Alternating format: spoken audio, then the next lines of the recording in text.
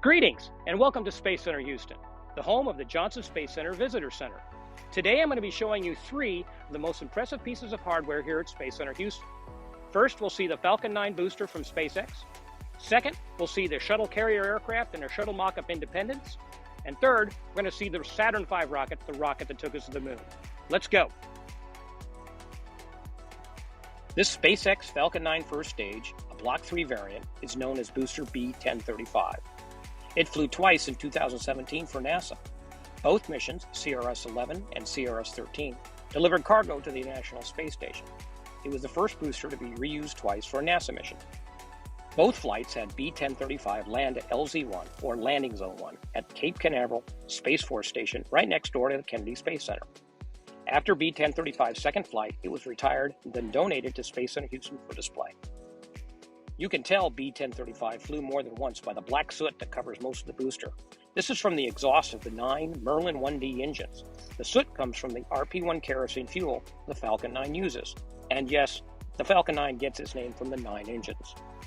One of the coolest things about the Falcon 9 display here is you can actually touch the rocket and not get in trouble. See? The Space Shuttle Independence and 747 shuttle carrier aircraft are located in Independence Plaza here at Space Center Houston.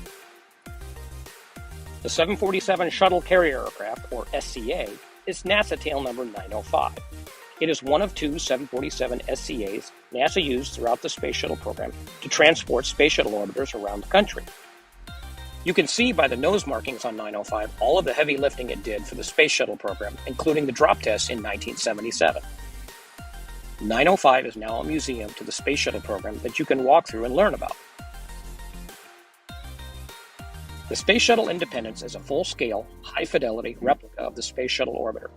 It started life as the Explorer at the Kennedy Space Center Visitor Complex. It was transferred to Space Center Houston in 2012.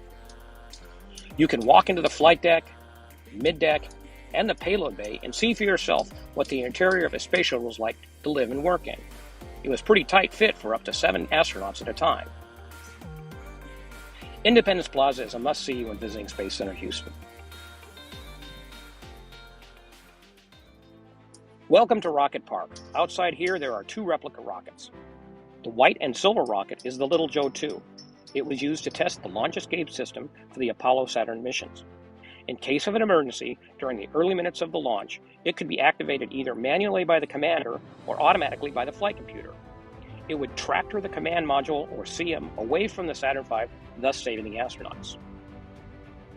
The thinner black and white rocket is the Mercury Redstone. This is the rocket that sent Alan Shepard and Gus Grissom on suborbital flights in 1961. These were America's first steps into space. Now let's go inside and see the Saturn V, the rocket that took us to the moon.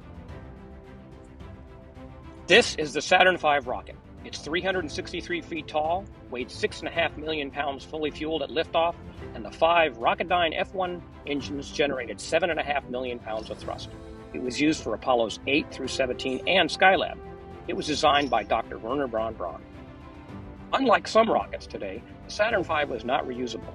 In fact, the only part that returns to Earth is the command module, or CM, at the top of the Saturn V. This is not a mock-up or a model. This is actual flight-ready hardware built in the late 60s to fly in the early 70s. But due to budget cutbacks at NASA, Apollos 18, 19, and 20 were canceled. So what you see here are parts and pieces to Apollos 18, 19, and 20. This Saturn V was brought to JSC back in 1977, where it was put on display outside. Over the years, the Texas weather did a lot of damage to it, and so in 2012, a restoration program was begun. The building was built around it to protect it, and the National Air and Space Museum headed up the process of cleaning, repairing, and painting the Saturn V. So what you see is what the Saturn V looked like in 1971. Right now, the Saturn V holds the record for the largest and the most powerful rocket to ever successfully fly. Over at the Kennedy Space Center, NASA is preparing to launch the SLS, or Space Launch System, for the Artemis 1 mission. That's the rocket that will take it back to the moon. Once it flies successfully, it would become the record holder of the most powerful rocket with 8.4 million pounds of thrust.